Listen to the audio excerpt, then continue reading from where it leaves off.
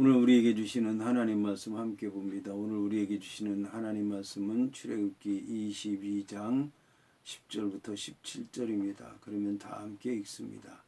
사람이 나귀나 소나 양이나 다른 짐승을 이웃에게 맡겨 지키게 하였다가 죽거나 상하거나 끌려가도 본 사람이 없으면 두 사람 사이에 맡은 자가 자기 이웃의 것에 손을 대지 아니하였다고 여호와께 맹세할 것이요 그 임자는 그대로 믿을 것이며 그 사람은 배상하지 아니하려니와 만일 자기에게서 도둑 맞았으면 그 임자에게 배상할 것이며 만일 찢겼으면 그것을 가져다가 증언할 것이요 그 찢긴 것에 대해서 배상하지 아니할지니라.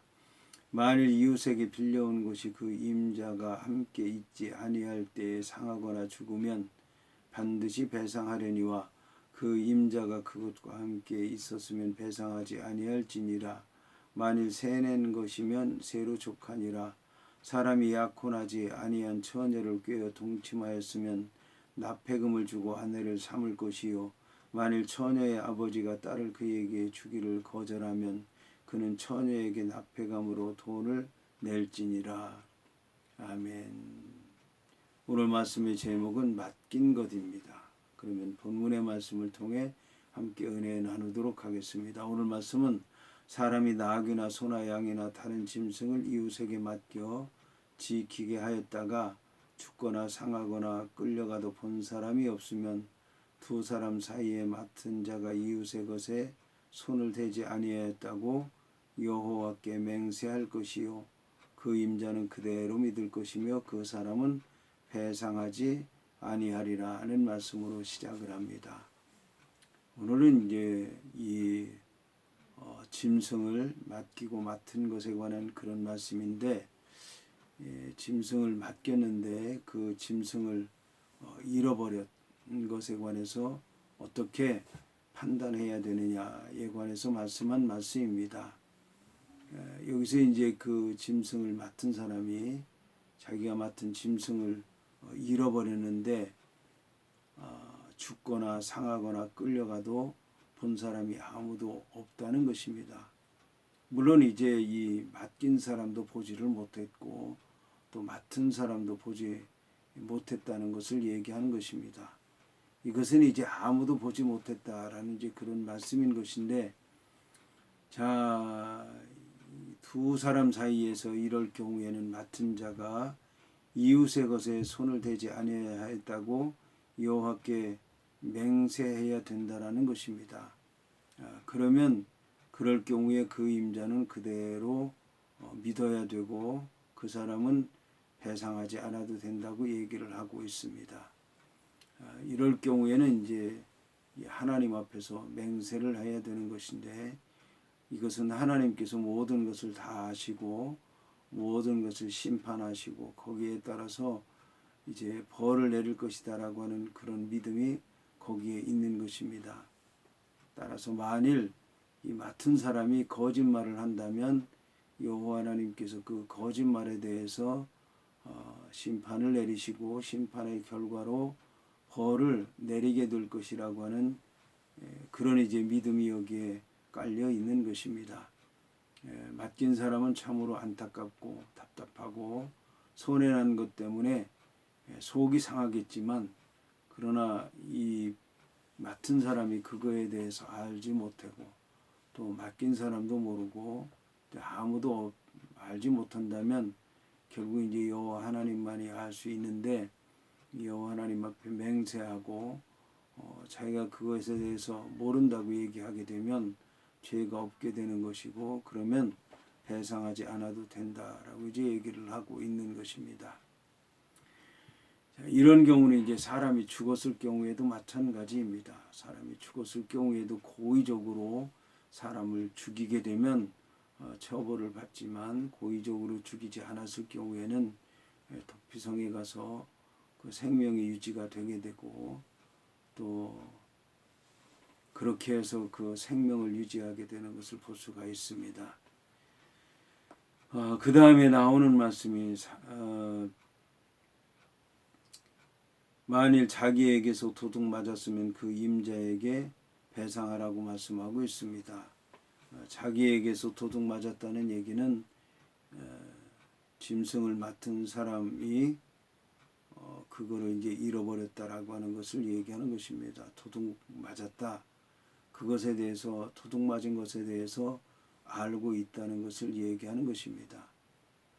그럴 경우에는 비록 이제 자기 힘으로 어찌할 수 없는 일이긴 하지만 그걸 잘 관리하지 못한 책임이 있기 때문에 그것에 대해서 배상해야 된다라고 이제 얘기를 하고 있는 것입니다. 이것은 이제 이 짐승을 맡긴 사람이 맡길 때에 그런 위험 부담이 있는데도 불구하고 맡긴 것입니다. 그리고 그 위험 부담을 짐승을 맡은 사람이 잘 해결해 주리라고 믿고 맡겼고, 짐승을 맡은 사람도 자기가 그것을 잘 감당하고 해결하고 그런 일이 없도록 하겠다라고 얘기를 했기 때문에 맡았을 것입니다. 그러므로 맡긴 사람이나 맡은 사람이 이런 이제 약속을 했기 때문에 그것은 반드시 지켜야 될 것이고, 그래서 그걸 지키지 못했을 경우에는 도둑질 맞은 것에 대해서 당연히 배상을 해야 된다라고 이제 말씀하고 있는 것입니다.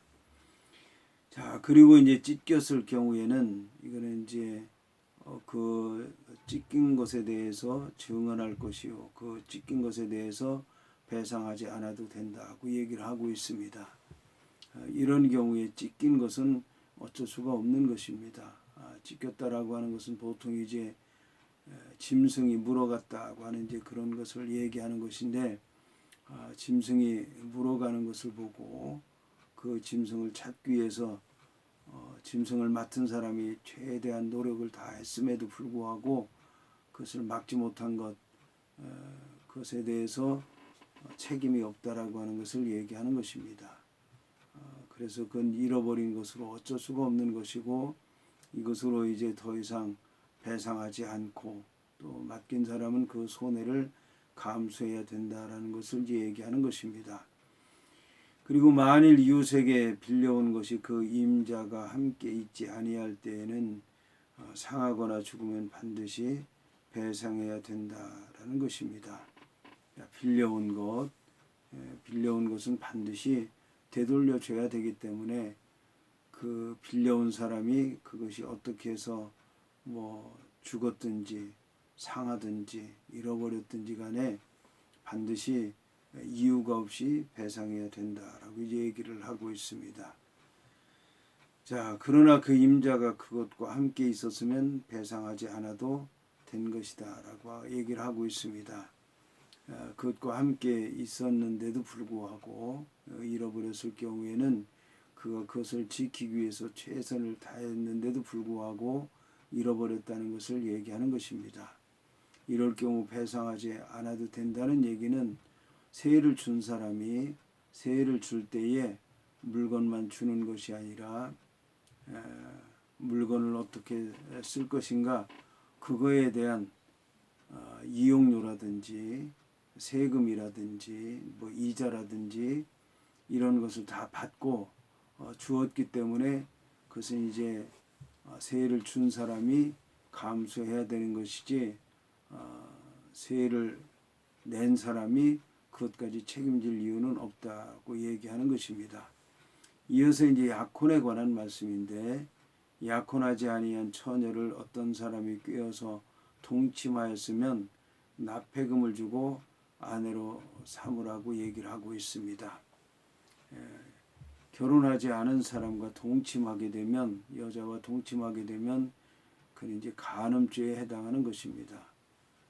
그런데 결혼 지참금, 납폐금을 줄 경우에는 결혼으로 인정돼서 간음죄가 성립이 되지 않는 것이고, 아내를 삼아서 가정을 이루고 자녀를 낳고 살 수 있게 되는 것입니다. 그러나 납폐금, 결혼 지참금을 주지 않게 되면 결국 간음한 것이 되어서 거기에 대한 처벌을 받게 되는 것입니다.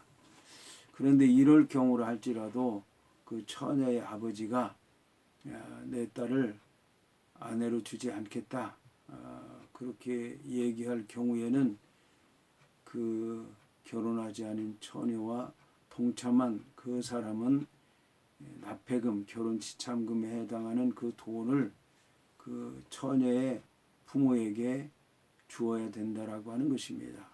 그러면 더 이상 이제 동침한 것에 대해서 간음 여부를 묻지 않게 되는 것이고 모든 것이 해결된다라고 이제 얘기하고 있습니다. 성경에 보게 되면 하나님에 대한 법은 신앙적으로 영적으로 믿음을 통해서 해결하고 또 육체적인 것은 육체적인 것으로 또 물질적인 것은 물질적인 것으로 해결하는 것을 볼 수가 있습니다.